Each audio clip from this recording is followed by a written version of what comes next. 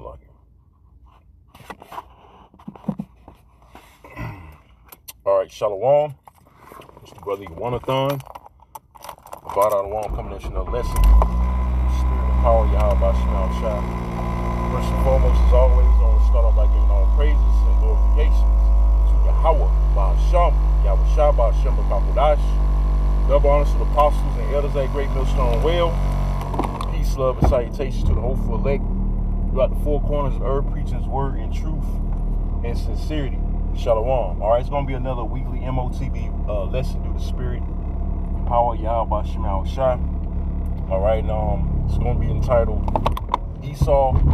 Esau's only hope, all right, is to bring about his beast system. Our only hope of, for his kingdom is to bring about a beast system. Okay, something to that effect. But we know there's no hope. Okay, because we know what the scriptures say. We know what the scriptures say in scriptures like Job, the book of Psalm 17, as far as the Lord disappointing his devices, man. Disappointing or putting that, like I mentioned last night in the lesson with the brother, throwing a monkey wrench in his plans. Okay, because his word ultimately, is throwing a monkey wrench in. It's that's why he wants to get rid of it. All right, but technically, when you look at it, it's his only hope to try to hold on to his piece of shit kingdom. All right, so-called kingdom. It's really a queen. Okay, through nefarious. Look that word up. Nefarious ways.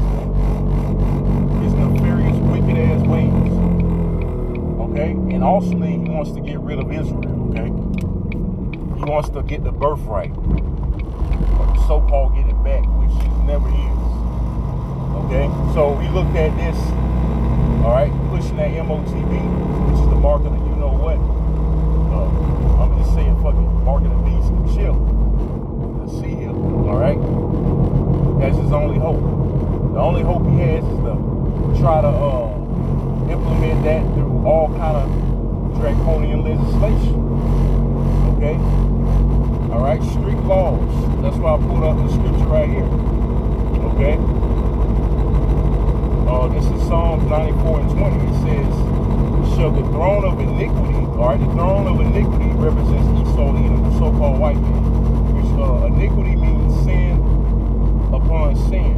And he's the man of sin, pursuing the 2 Thessalonians, the 2nd chapter. Right? So it says, shall the throne of iniquity have fellowship with thee, which frameth mischief by our law? So, we implement you got Nero Trump implementing a sure police state in D.C., federalizing it, man. Okay? Passing all kind of legislations leading up to this beast system. These draconian measures, man. And the scriptures also speak of in Isaiah, the 10th chapter, about unrighteous decrees.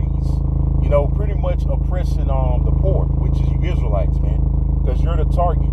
And ultimately, okay, he's gonna push more legislation to just remove you all together, man. Because remember, the Georgia Guidestones, all right, where they had as the their so-called number one commandment, right, is to maintain population under 5 million, which, all right, the majority of the population on the earth consists of you Israelites, which the scriptures say you're the sand of the sea.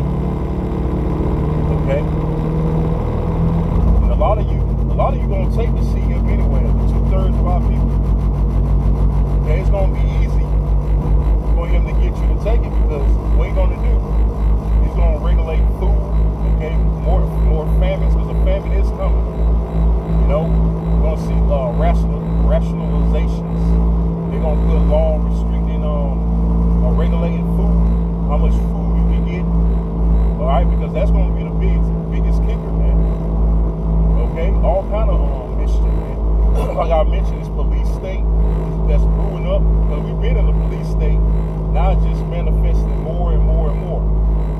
Like I mentioned, been on it all week. The troops up in D.C. federalizing police, sending the National Guard. So it's going down, man. And also they're gonna crash this economy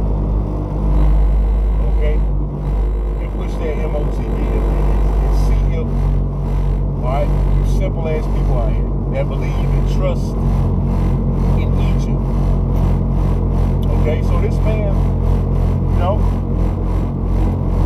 again through his wicked policies, all right, because the scriptures say he deserve his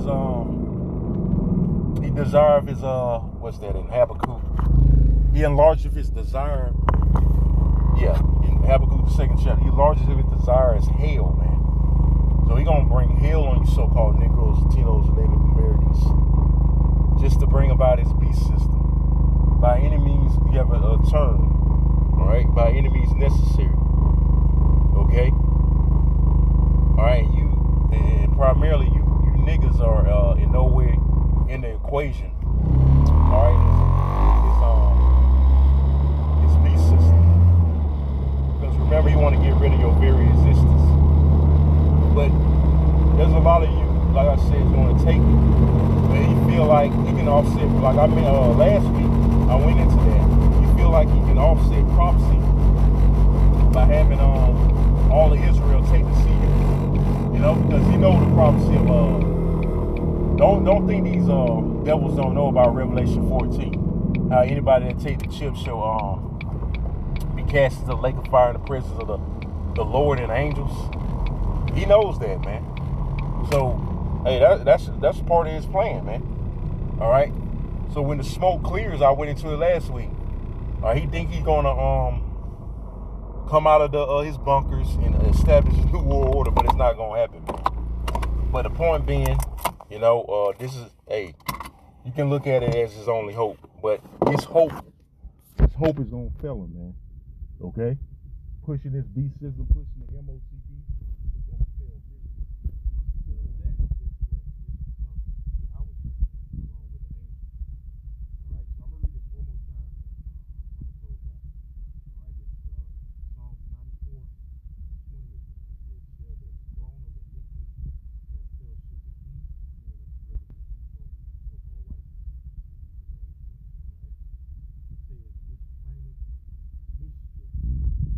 By law, okay. So he frames he covers his wickedness, his nefarious ways, through ways of putting them on the books as far as laws, okay, making it laws, man. Because remember what happened in 9/11? A lot of you people, you gave up your fucking rights pretty much out of fear, and this man moves with control through fear. Wants to control the masses through fear, okay? Putting fear into people so they can bow down